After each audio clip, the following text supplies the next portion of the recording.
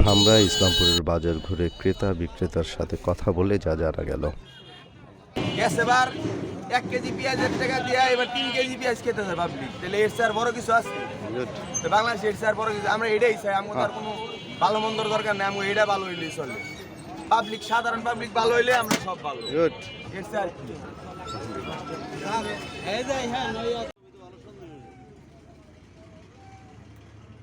গত কয়েক বছরের তুলনায় সাধারণ মানুষ এত সস্তায় বাজার করতে পারেনি।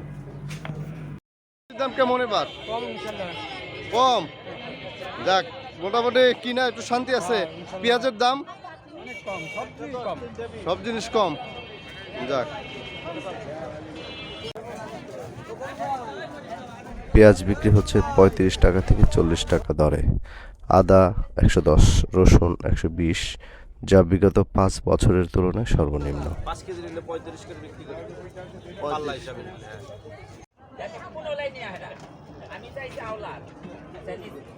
আলু বিক্রি হচ্ছে প্রতি কেজি 20 টাকা, টমেটো 10 টাকা থেকে 15 টাকা কেজি দরে।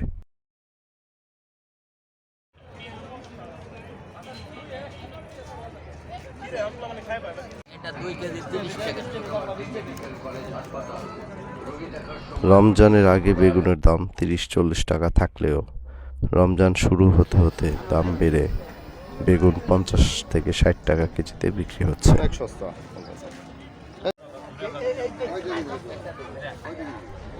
রমজান মাসে গত 15-16 বছরের তুলনায় সাধারণ মানুষ বাজারে এসে স্বস্তির নিঃশ্বাস ফেলছে।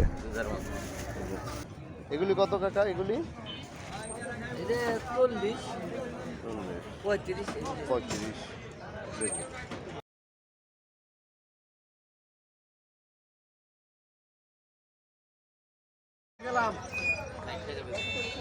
গেলে আর পাবেন না, গেলাম 20 টাকা পরে বিকেলে টাকা নিলাম 30 টাকা। ফরিদ বাংলা, ইসলামপুর, ধামরাই, ঢাকা।